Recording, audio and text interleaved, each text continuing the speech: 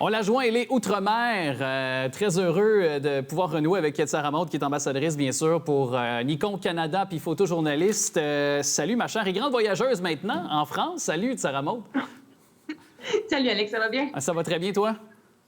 Oui, écoute, moi, j'ai complètement déconnecté, là, ça fait super bien. Ça fait super du bien, puis non, on est bien, là. Et tu avais rangé un petit peu ton accent québécois. Il a fallu que tu le ressortes le temps de la chronique, parce que...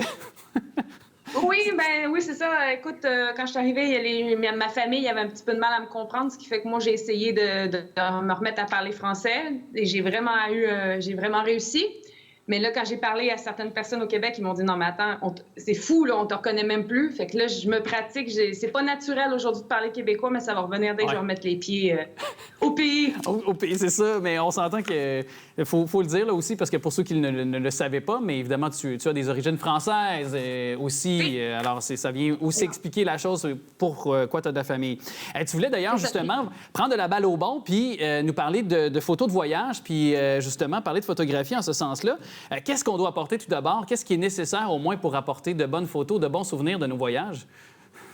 Bien, c'est ça, en fait.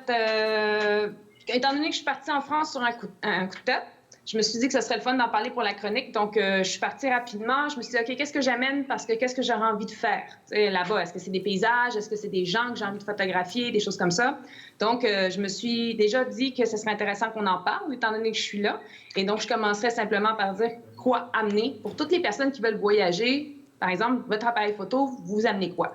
Moi, je pense que dans mon cas, moi, j'aime voyager léger. Donc, sinon, c'est facile de se ramasser avec à peu près 20 000 objectifs, deux boîtiers, un trépied. Puis ça encombre beaucoup la rapidité puis le déplacement, en plus du transport et tout ça. Donc, comme moi, j'aime voyager léger, je me suis dit que ce serait intéressant d'amener simplement un grand angle. Comme j'ai amené ma 16-35 et puis j'ai amené aussi ma 85 mm 1.8, ce qui va me permettre de faire des paysages. Puis j'en ai posté quelques-uns sur les réseaux sociaux là, dans les 2 dernières semaines.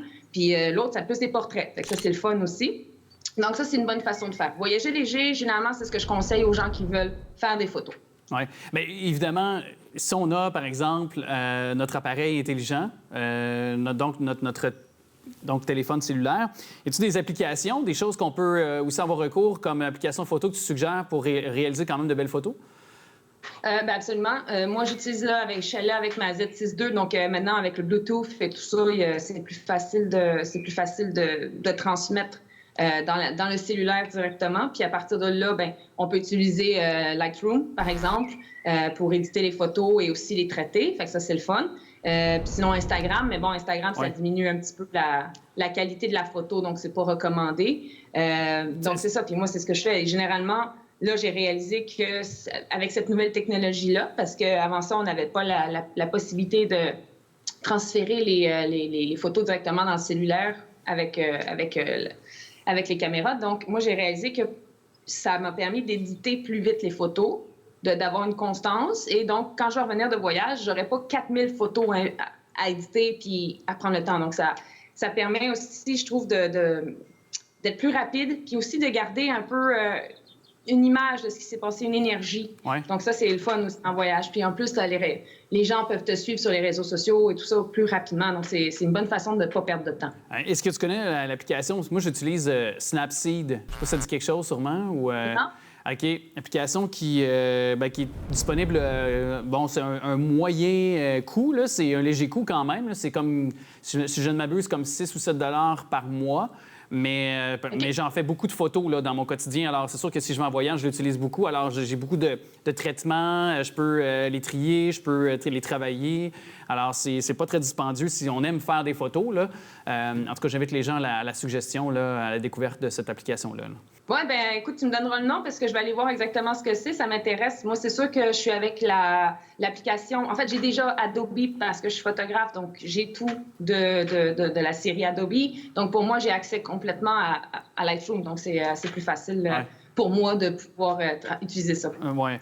Mais t'en connais d'autres des applications comme ça? Ben, quand même quelques-unes, mais c'est sûr que c'est toujours selon, je pense, et je retiens ce que tu me dis, c'est selon aussi le type de photo qu'on aime prendre, puis aussi, c'est un peu des essais-erreurs, hein, les applications. À un moment donné, on en a quelques-unes, on choisit un peu de par le type de photo qu'on aime faire, puis avec les essais-erreurs, c'est un peu comme ça qu'on réussit à trouver notre propre style ou notre propre, peut-être, là, finalement, signature de photo. Alors, c'est ça. Moi, c'est un peu comme ça que j'ai découvert. Oui, parce que c'est intéressant, parce que moi, c'est mon métier. Fait que, pour moi, je suis habituée à Photoshop, Lightroom, Camera Raw, compagnie. Je suis habituée à travailler avec ça. Donc, je ne vais pas chercher ailleurs, je sais ce que j'ai là.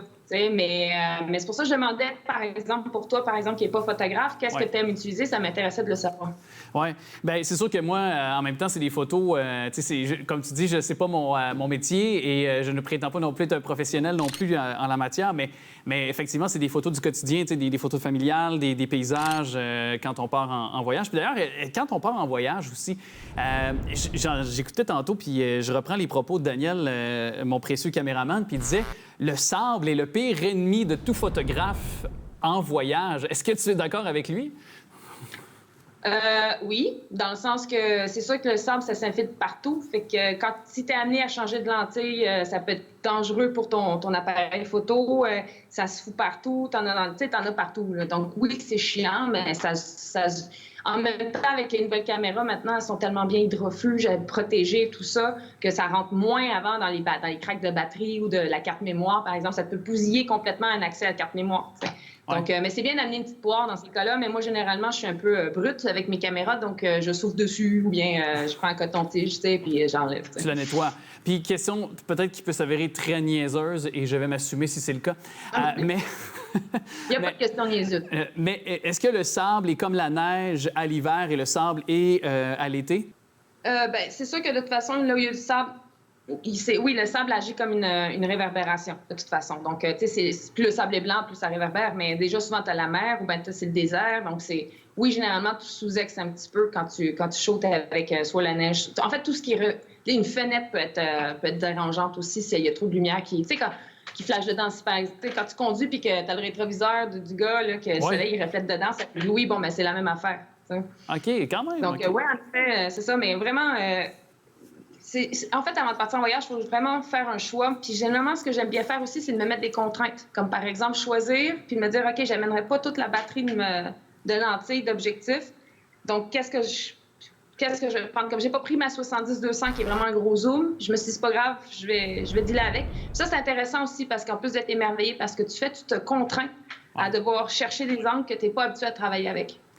Intéressant, puis on pourra constater le résultat de notre conversation et de ton voyage sur ton compte Instagram, ma chère. Oui, c'est ça. Je sais qu'au montage, vous allez pouvoir m'en piquer quelques-unes, je pense.